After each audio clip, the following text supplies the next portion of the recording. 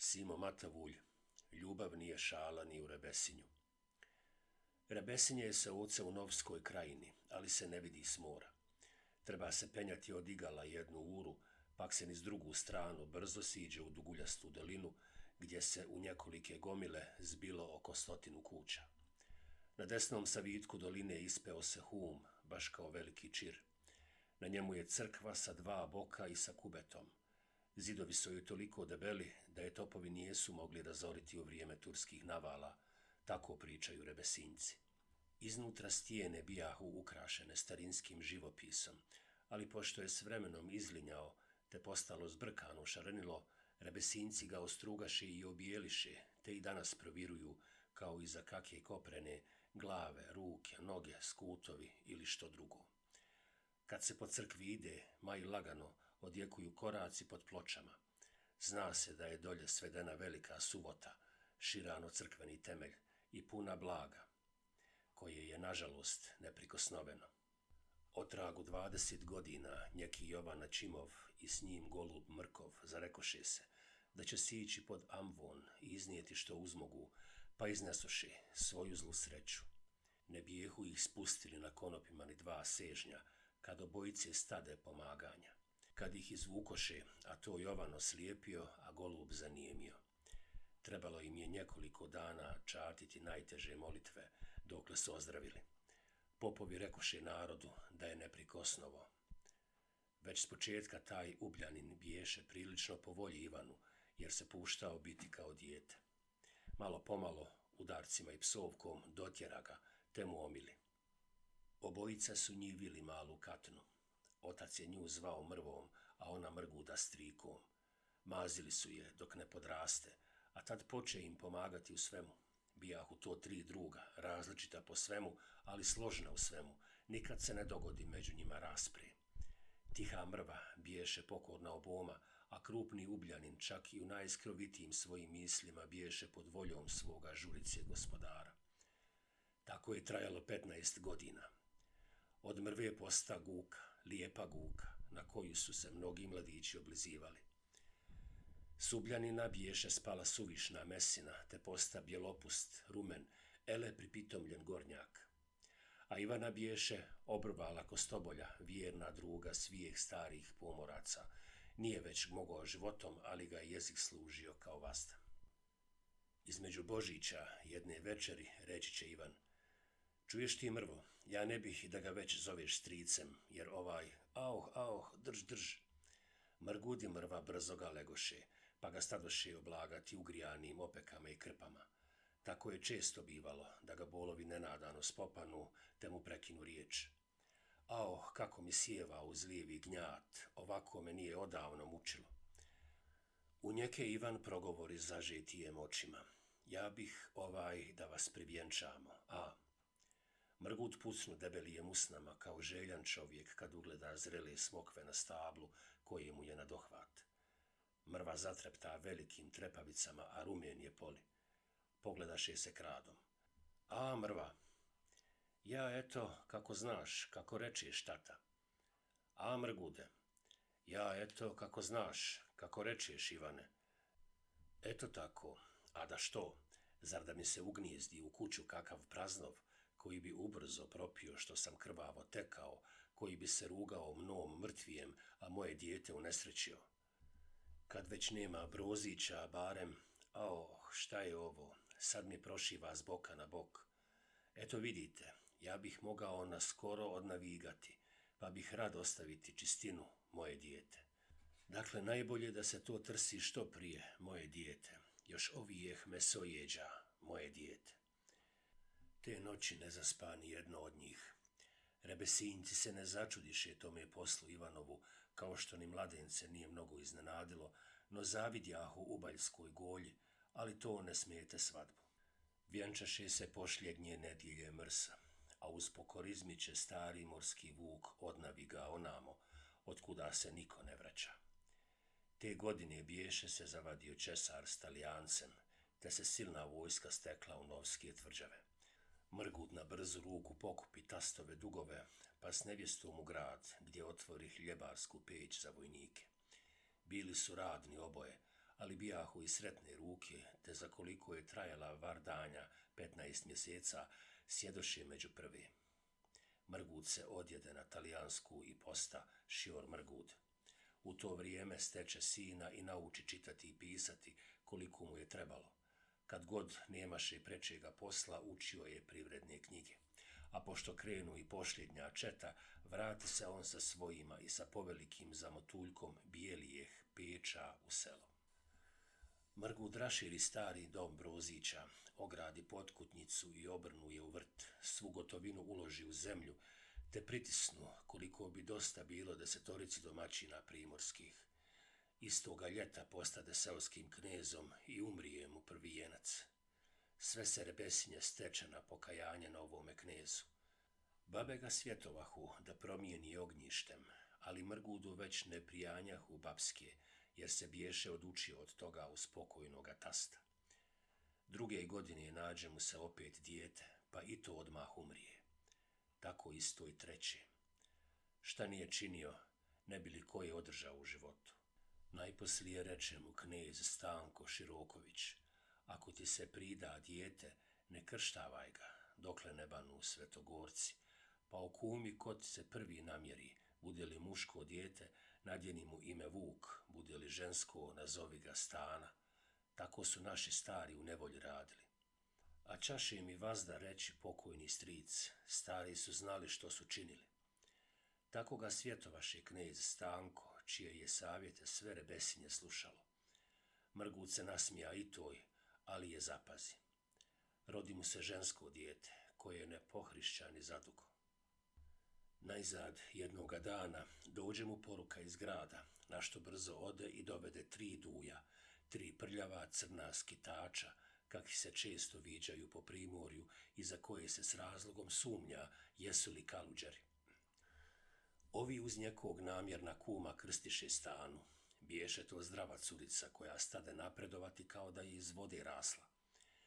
Njom se završi porod, te Mrgud i Katna sastaviše svu ljubav na nju i prionuše oko svoga. Knez se koristio privrednim knjigama. On prvi unese u selo mnoge novotarije. Poče čistiti, opkopavati i gnojiti masline, stade sijati djetelinu, nabavi iz svijeta krupnije goveda i svinja, pak spravu za gnječenje grožđa, pak cijevi kroz koje se otače vino i još mnogo štošta. Kad bi srednje ponijela ljetina, čaše knjez Mrgud sliti u svoj novi svedeni podrum do 100 barijela vina, a do 20 ulja. Dodajte k tome koliko je uzimao za bijeli smok, koliko je brao dobiti od glavnica u narodu i od broda, što ga je sagradio u Dubrovniku i nazvao Stana Mrgudova, pa mi kažite, je li mogao jahati konja kao što ga je jahao prvi sedlenik u Rebesinju i hoće li knez Mrgud Bojičin, Ugljanin Skorojević biti mio tast kome bude suđen. Na drugom kraju doline vidi se starinska kuća, veća od Mrgudove, a uza nju se zbile omanje zgrade, sve je to opasano visokim zidom. Pred oborom je gumno, iza nje je Dubrava, s lijeve strane bijeli se kao široka cesta, a to je pješčina, vododerina, kuda proljećem i jeseni revu potoci, od desnog boka počinje selo. Poslije crkve i Mrgudova dvorca, pogled bi iz Vančev odmah se ustavio na ovaj drugi kraj, gdje uvijek kulja dim sa krovova i zaglušuje djetinja graja i pasji lavež. To je ognjište staroga doma Širokovića ili Kneževića, jer su iz njega uvijek birani bili knezovi Rebesinju. Širokovići, Stanko, Rade i Gligo, sinovi Radova Stankova, poženiše se za rana i življahu po starom božijem načinu, zadružno, u lijepoj slozi. U rodnoj godini mogli su srediti do 50 barijela vina i ulja, a žita koliko obješe dosta da iskruše. Osim toga imali su poveliku kuću u gradu i jedan dio u njekom Bjelskom Brodu. Imali su do 200 grla stoke i svoj gaj u planini, što su hvatali za smok, vunu, stare brave i drva pod jesen, tijem su obilato namirivali sve ostale potrebe, a novac što je padao za vino i ulje stavljao se na stranu. To biješe tekovina.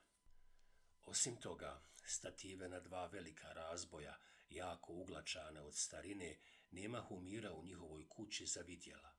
Bog zna koliko je ženskih naraštaja sjedalo za njih, pa tako i dvije mlađe jetrve, Milica i Andra, i njihovijeh 5 kćeri. Ali osim toga, kuća ta imađaše starješinu koji je sam valjao koliko je dobro imanje. U doba kad će se dogoditi ovo što pričamo, knez Stanko biješe napunio 40. godinu. Bijaše čovjek osrednjeg rasta, izgledao je boležljiv, premda je bio zdrav, okošt, duguljastijeh obraza, uvijek odjeven kao svat, a nosio se po dobrotsku, naime, otvorene papuče, crne pletene do koljenice, svilene gaće, kružac sa srebrnijem pucima, svitni gunjić i na glavi crnu kapu. Ta se nošnja još potražuje po primorju, ali nju mahom zamijeni po selima Crnogorska, te su oba mlađa brata Stankova odjevale se kao i katunjani. Stanko je lagano hodio, lagano govorio, i kad čaše što podulje razlagati, svagda bi se uhvatio za oštrljastu bradicu i upletao riječi. Bratikoviću si ga moj. Nikad ne čaše dati mah srdžbi, no kad bi se jako ražljutio, oduhnuo bi pobožno. Bože, o sveta gospođo. U kući su ga pazili kao kakva odlična gosta, a on je prema svakome bio jednak, nekako hladan i ljubazan u isto vrijeme. Ženu je vazda zvao po imenu i u svemu je barabario sa snahama, te je višeno jednom pecnuo. O maka, ženska glavo, obrni se i ti, a nemoj sve čekati da te zamjenjuju Milica i Andra.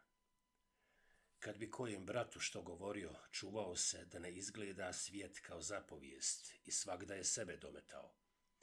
Ja bih rade da danas oremo, ako rečeš, Agligo. Ja bih da odaženemo u mlin. U braće nikad ne bi pogovora, jer je svaka Stankova bila razmišljena. On je nastojao pred poslanicima sa Kosjerićem u ruci, klašteći mladike i razgovarajući ljude, da im zasladi muku, a braća su mu težila kao ostali rebesinci. Stanko je na svašto oči obraćao, niti što njemu biješe sitnica. Sagnuo bi se da digne iglu spoda, zavirivao bi djeci obuću, zborio je sa ženama o vuni i suknu, namjestio bi bubulj na među ako je pao ili draču ako je nahero, gredom kroz obor kupio bi ivere za oganj tako ozbiljski kao što je pregledao u knjizi domaće račune. Do njegova starještva u kući su jeli napose ljudi, a obaška žene i djeca, ali on zavede da im sto bude zajednički. O blagdanima čitao bi svojima što iz Dositeja ili iz Vladičinih knjiga, a ponekad i San Matere Božije ili kakvu drugu pobožnu knjigu. Znao je napamet gorski vijenac, a gotovo i sovjete zdravoga razuma. Stanko je jednom putovao s Vladikom Radom od Novoga do Trsta. Rebesinci su znali sve potankosti toga putovanja i svaku riječ što je Vladika izgovorio. Govoreći o njemu, Stanko bi svaki put završio. Kakva ono ljudska vila bješe, kakva pamet, ali kao Vladika. Promislite, bio je petak, ali jeđaše mesa pred svijem nama. Popa Ačima, čestitog paroha Rebesinskog, Stanko je visoko cijenio, koliko zbog njegove dobrote, toliko i zbog samog događaja, što je popa Ačima rukopoložio Petar Petrović Crnogorski. Ljeti i dio jeseni Stanko malo kad slažaše s Rebesinja, ali čim se počnu brati masline, njega nestane iz sela. Širokovići su imali u Novskom zagrađu kuću koja im ostade od strica kapetana Joka. Ta kuća bijaše na jedan boj sa 8 prozora na licu. Gornje sobe davali su pod najam, donja popločana suvota bijaše puna bačava, samo pri kraju bijaše daskama pregrađeno 2 lakta širine. U toj klijeti nalaziše se krevet, sto i stolice, jedna dugačka klupa, polica i gvozden kovčak. U prazima ciglog prozora bijahu isprekrštene željezne palice. Tu bi se knez Stanko namjestio, čim stanu prispijevati masline. On nije iskakao svaki čas na vrata, niti lovio ljude po pazaru, ni šiljao poruke, kao što drugi čine, no mirno sjedio za svojim stolićem, sa naočarima na nosu, pregledajući račune. a načne li se samo trgovina, to se već ne prekida, dok se ne napune bačve. Od jutra do mraka donose ljudi u mjehovima, dovoze morem od luštice, zelenike, kumbura i od svega dugačkog igala. Zaludu se natjecahu trgovčići da primame seljake. Ako bi koji otpanuo od Stankove teze, toga je odista prevlastila visoka cijena ili gotovina, jer Stanko uzimaše na veresiju, kao što rade svi veliki preduzimači tom trgovinom. Ali su seljaci veoma oprezni, pak vole k Širokoviću i tako. A kako i ne bi, u njega je sve prosto, u njega je jedna riječ. Zaveže odjednom, ama tvrdo.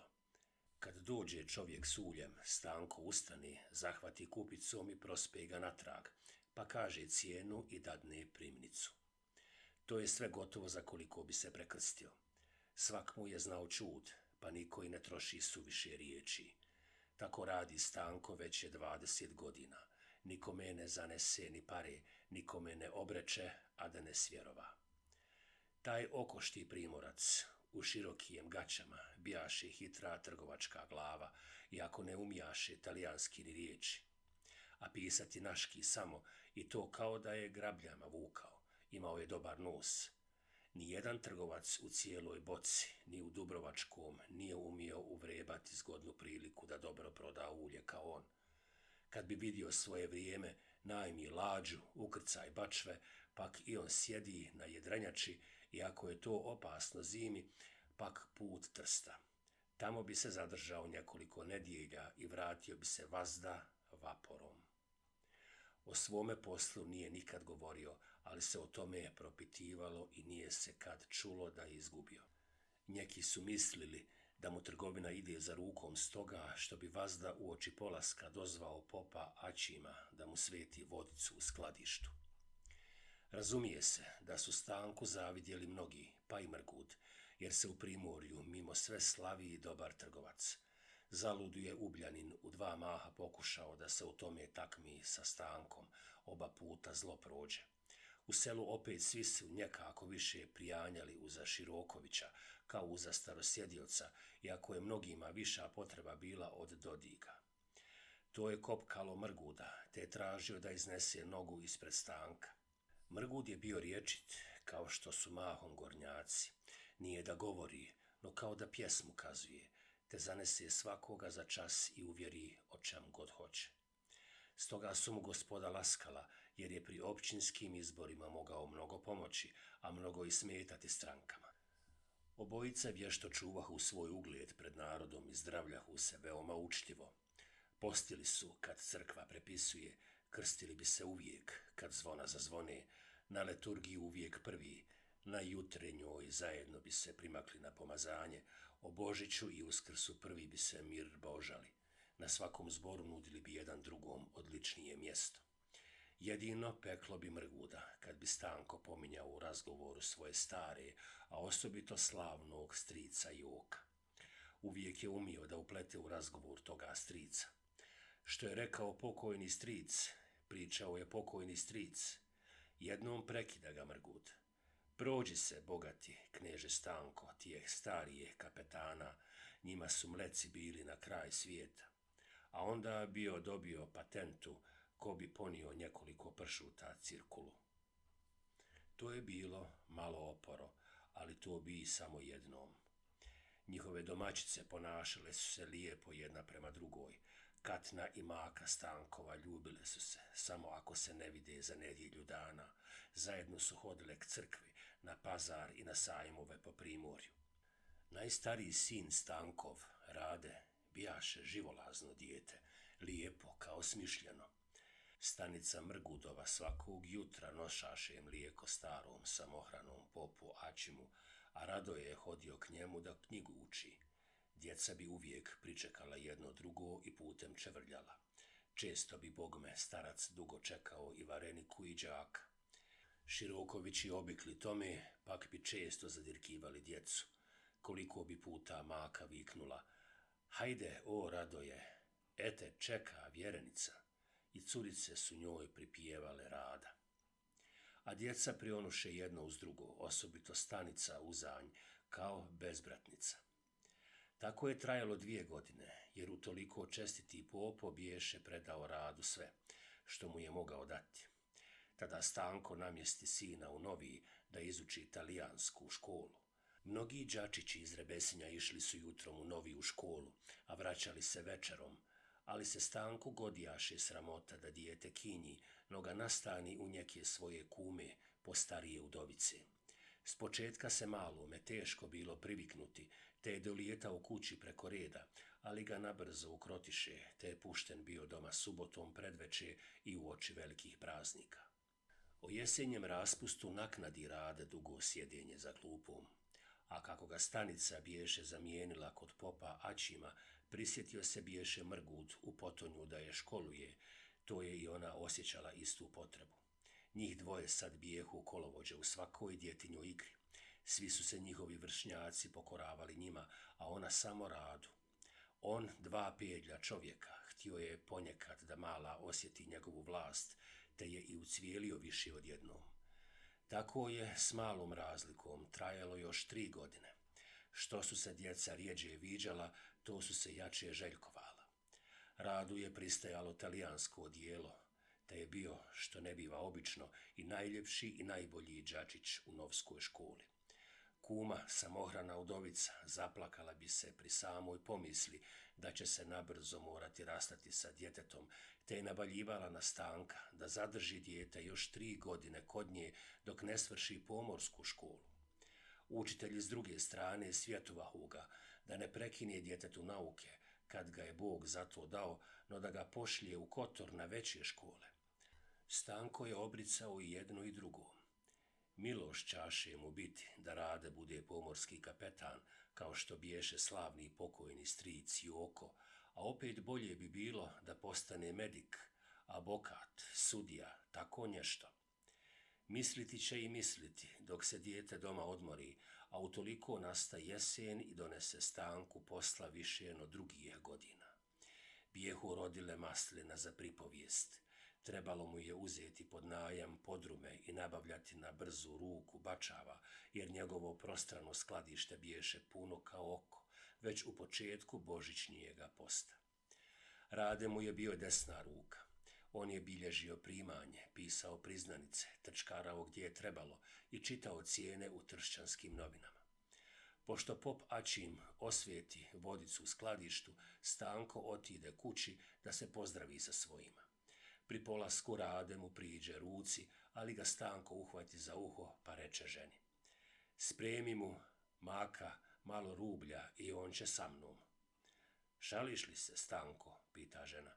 "Ne šalim, on će sa mnom, ovo je tatino dijete," veli Stanko smijući se. Tada čuše prvi put starješinu gdje protepa djetetu. Svi navališe nanj da ne vodi sina preko mora u to doba godine, ali stari jednu te jednu i jednako ponavlja: "Ne bojte se, ovo je tatino dijete, ovo će biti tatino dijete." I pođoše zajedno na trabakuli put Trsta. Druga je jedrila za njima, također krcata ulja. Nikad ga Stanko nije više odvezao u jedan mah, niti je ikada mlađi Rebesinjac prebrodio more. Tamo su proveli sve mesojeđe. U povratku Stanko je, mimo svoj običaj, bio veseo i hvalio se Radom, a ovaj priča i nikada se napriča o čudesima koje je gledao, navlaš o mesojeđama, po korzu. Mnogo štošta ni maka nije mogla vjerovati, na primjer da je gledao maškaru visoko koliko njihova kuća, pa joj, veli, s prozora razlupaše glavu, a ona ipak hodi, pa joj odsjekoše ruke do lakata, a ona ni habera. To su Latini začarali djeci oči, govore u kući. A što Stanko ne viđe to, taj i on bi valjda o tome pripovjedao. Dalje im je kazivao kud je s tatom hodio i sve što su radili. Išli smo, veli, svaki dan u jednu veliku kavanu. Tu je vazda bilo ljudi u njaškijem haljinama, a bilo je i Turaka. Jedan me Turčin sveć zadijevao. I takih sitnica bez kraja pričao je u kući, ali je jednu zatajio. Od 10 forinta, što mu je otac poklonio, donio je natrag 7, a kuce džedoše 3. Kupio je bilježnicu, pisaljku i nožić i zato dao 1 forintu. Za ostalo uzeo biješe neke druge sitne stvari, pa mu se izgubile. Jado jađeni, slaga od straha, da mu se ne rugaju. Te novce dao za jedan krstić, jedan zbornik, slika i jedne majušne nožice, što je sve darovao stanici Mrgudovoj. 8 dana nakon povratka pođe Stanko s Radom put grada. Biješe subota, pazarni dan u Novom. Narod je vrvio putem. Mimo gred jedan vrljak, otprilike Radovijeh godina, pokaza ga njekijem ženama i reče diveći se: "Glete, ev ovaj je bio u Triješću." Rade je više puta bivao hvaljen, ali ga nikad ništa ne dirnu tako kao te proste riječi. Dakle, znaju za njegovo putovanje i dalje od Rebesinja, čak i na granici Hercegovačkoj, odakle biješe onaj džetić. Za ručkom u kume udovice ču i drugu koja ga obeseli. "Moja kumo," reče Stanko u razgovoru, "ja sam se predomislio. A što da ga davam na dugačke škole, kojima nema nikad kraja, kad on ima pri sebi ono što će mu najbolje valjati? Šiljati ću ga po 1 uru na dan, da se pritvrdi u talijanskome i u računu, a ostalo će naučiti uzame, pa će on biti pravi Babović, ako Bog da. Eto Bogdana i Jola, pa od njih dvojice koji bude hotniji neka uči, pa baš ako će i oba. A ovu ćemo Mazu oženiti, pa neka ga doma, neka radi." Od tada je silazio mali svakoga jutra u Novi. Taj dugački hod nizbrdo i uzbrdo pomoga mu da se osnaži te posta okretan. A želja da ugodi tati, koliko je žeđa za naukom, navodila ga je da sa velikom ljubavlju uči. Učitelj ga je upućivao i objašnjavao mu, što mu je teže, ali je Rade sam savlađivao sve. Na molbu Radovu pređe se granica talijanskog jezika i računa, pak se dohvati povijesti i zemljopisa. Onaj krasni, pitomi izraz što ga obično primi mlado lice, kad dijete umno radi uz onako vitko, a čvrsto tijelo, činjaše da je Rade plijenio svačiji pogled. Ako bi ga još čuo govoriti, taj ga ne bi lako zaboravio. U kući svi sreda, a mati najviše, pazili su ga. Ne drukčije, no kao da im je anđeo u goste došao i kao da strahovahu da ih ne ostavi. To sretno vrijeme porada trajalo je dugo, ali njemu minu brzo kao lijep san. Od stanice buknu djevojka, stasita, opunačka, velikih crnijeh očiju, bujne kose, zaludu bi tražio ljepše po svim sajmovima po boci. Kneževi se lijepo paze pred narodom. Stopanjice ugledaju se na svoje domaćine. Pop Ačim grohnuo sa svim, pak mu pridali kapelana. Rada Stankova već svi gledaju kao mladog domaćina u kući Širokovića, pravog Babovića. On se nimalo ne snebiva pored Jelici, ani ona kraj njega. Gdje je sjelo, tu su i oni, a kad igra red donese, cmokaju se slatko pred svima. Nijedna se cura nije bebunila pred njim, jer je znala da joj je zaludu. S istoga uzroka nijesu se ni momci kupili oko Jelice. Da je ko zašto po Rebesinju i pitao koju će uzeti Rade Stankov, to bi se svakom činilo tako čudno kao da bi ga pitao grije li sunce danju. Ele, u Rebesinju biješe sve u redu do. Prokleto do, sve mu li je na putu. I u Rebesinju bijaše sve mirno i lijepo do one godine kad slabo rodiše masline u boci. A to je kao da bi rekao glad u primorju. Proču se da će uljez davati novac naprijed za ono ulja što se rodi, ko se ne uzbude mogao odužiti tijem, prosto mu neka namiri vinom, ne rodi li ni ono, tada će se raditi po duši. Glas o tome preleti Novsku krajinu, ode k Risinu, k Dobroti, pa zaokoli drugom stranom ušća. Ubljanin se proslavi u 24 ure. Ne mogu ljudi da se nahvale njegove duševnosti, a nije da pridolaze, no navriješe pred nekadašnje dvore Brozića. Stanko Široković čini se svemu tome nevješt. Koga zapita, a koga nije pitao šta on misli o tome, Stanko digne glavu, češka se po tankome vratu i kaže: "Bratikoviću si ga moj, Mrgud čini pošteno i pametno. Narodu će pomoći, a sebi neće odmoći. I uljez zapođen u razgovor s njim o tome. Znaš, kneže Stanko, ražalilo mi se gledajući nevolju narodnu, a boga mi neće tu biti prevelike dobiti. Pa biti će i dobiti, kneže Mrgude. Milo bi mi bilo da istečeš na ovoj trgovini, jer si učinio dobro djelo. Tako je otvoreno govorio Stanko, ali pored svega toga trgovci su očekivali od njega kakvu zakačicu u ljezovoj raboti. Sva je pjaca bila uzbuđena. Više ih je to zanimalo, no da je planuo rat između Česara i Rusa. Pošto Mrgud otpremi jedrenjačom ulje, a sam pođe vaporom, nestade iz Stanka radova. Prođe jedna nedjelja, pa i druga i treća, a njega nema. Otišao je poslom u Dubrovnik, pričaju njegovi, ali niko ne vjeruje. Šta će on tamo? Nagađa se ovo, ono, a svak bi rad pogoditi, je tu ona zakačica u Bljaninu. I pogodiše.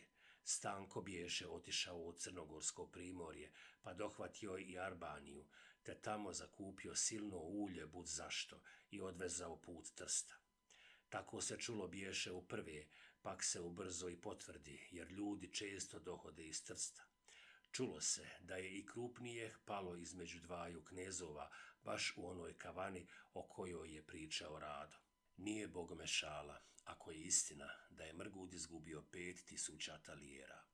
Stanko mu obalio cijenu, bez svoje štete. Čulo se biješe, a što se nije nadovezivalo, dok se Mrgud ne vrati, licem na cvijeti. Biješe podbuhnuo. Na velji četvrtak stiže i Stanko. To bogme bijahu zli biljezi, što se oni ne vrnuše zajedno. Ta primorci čekaju jedan drugoga, ako ćeš i nedjelju dana.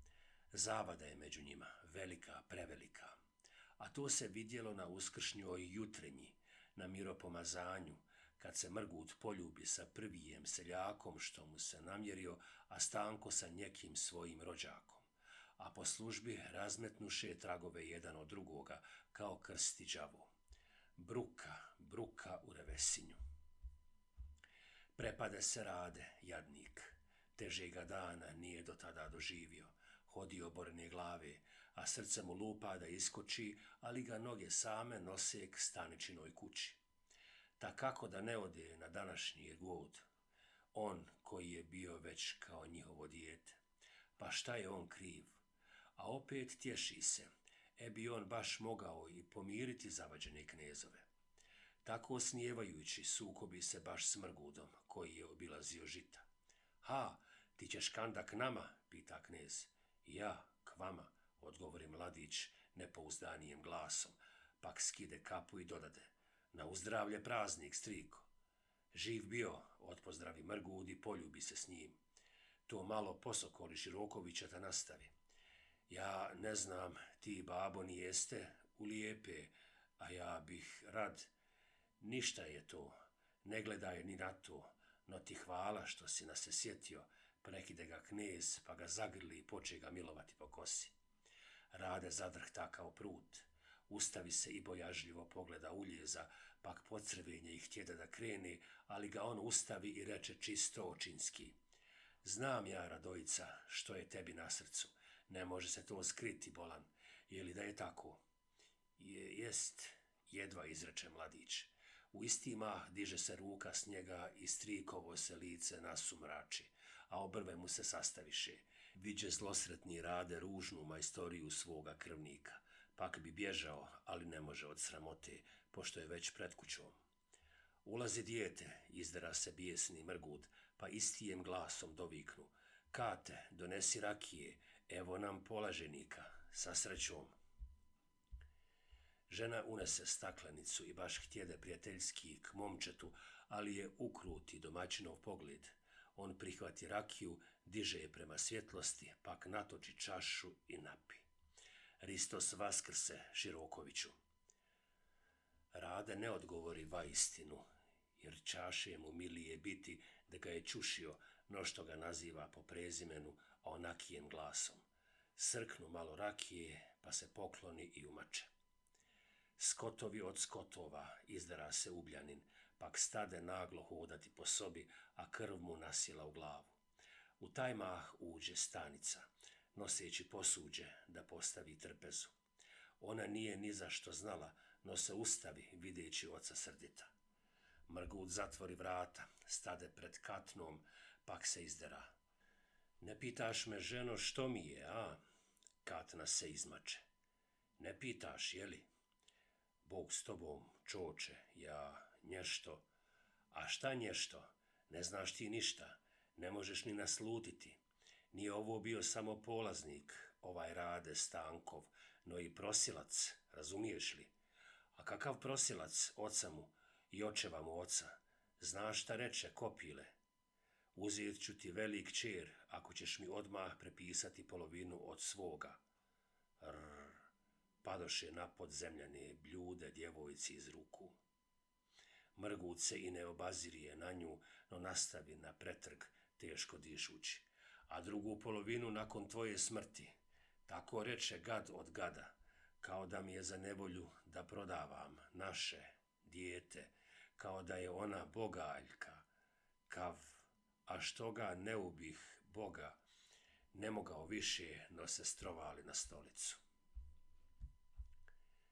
Katna i Stanica prestravljene, dopadoše vičući. Vode, ljekara, kamo ko? Dotrčaše i sluge, te ga brzo raspasaše i počeše trti.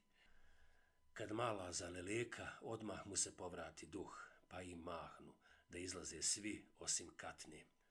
Čim ostadoše sami, on ustade lako i poče opet goropadno, samo nižim glasom.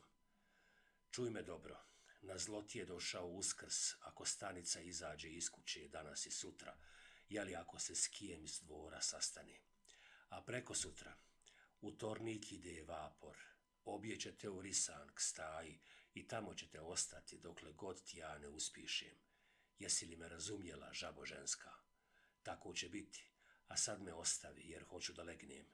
Pokupi te crijepove, niko da me ne budi dokle sam ne ustanem. Hajde, izdiri. Vrata na oboru Mrgudovu zatvoriše se i kapici na prozorima, kao da zbilja biješe Bonik u kući. Ne treba kazati kako je Radu bilo. U kući nijesu znali da je hodio k uljezu. Treći dan Uskrsa doznade da je cura otišla s majkom u Risan ka staji, tu svoju sestru Mrgut dobro udade, pošto se odomazeti kod Brozića. Rade je svakako nagađao, a sve je svodio na crno. Činilo mu se, neće nikad više viđeti mile djevojke. Na svijetlu subotu povede ga otac u grad. Putem ne progovoriše riječi, a čim dođoše zatvoriše se u skladište. Stanko rasklopi knjigu maticu i stane sinu u pero kazivati imena onijeh, od kojih biješe pokupovao ulje u Barskom primorju i Arbaniji. Uz imena kazivao mu je mjere i cijene, koliko, pošto, i uz to još i neke čudne primjedbe, na primjer Jovanu Baraninu Ciganinu za 2 sića, 16 pleta i 12 turskih para. Ne daj da ostane dugo kraj tebe, jer je poznati lupež. Muju Alinu Ađajliću za 20 barijela, 1800 groša. Ulje mu je baš dobro, ali je on prepreden lisac i veliki govorđija. Ponudi ga kavom, našoj crkvi u Draču uzeto đuture 700 groša, priloži 100 para za liturgiju itd. Možete zamisliti kako je taka rabota godila Radu u onom stanju, a to je trajalo do mraka, pa onda prema svijeći dokasno sračunavaj i upoređuj s maticom. Momče ne zaže očiju cijele noći, jedva iščeka zoru. I stari usta rano, pa pođoše zajedno u kavanu. Lađa je kretala u 7 sati. Čudi se momak što se otac ne žuri, jer do obale ima podosta, osobito starijim nogama. Ali malo prije no što će da zazviždi na lađi, izvadio Stanko iz svog prostranog špaga veliku kesu punu zlatna i srebrna novca, jer po Levantu svaki novac teče osim banke. Evo ovdje je sve do novčića, veli stari. Pa znam, brojali smo zajedno. Dobro, uzmi sad to. A evo tebi putbine 100 forinta. Pa hajde. Ko? Ja da idem. Đe? Pita u čudu Rade. Najprije u bar, nastavlja otac mirno, pa onda u Ocinj, pa u Drač. Ja da idem, pa ti, reći će Stanko, gledajući ga u oči, zar je to preko svijeta? Nije zato, no, a što mi bar ne kaza juče, tata? A što bi ti kazivo i kakve ti pripreme treba? Eno ti nešto pretenila u onome zavežljaju, što je sluškinja popodne donijela. Eno ga na krevetu, pa ga prihvati sam, drugo ti ništa ne treba. Muka mi je, tata, ja sam nevješt. Ne djetinji, prekide stari oštro. Čudne li se tu hoće vještine isplatiti svakom svoje? Hajde živ bio. Ne bi kud ni kamo, no da se ide. Pođoše zajedno do skladišta, pak obali. Pri polasku Stanko mu još reče: nemoj se vraćati morem, no udari preko Crmnice na Vir, otuda na rijeku Crnojevića, pa preko Cetinja siđi u Kotor. Uzgred propitaj za cijenu ruju, pak pobilježi. Pametno pitaj, kao da se tebe ne tiče, a sad pođi s Bogom.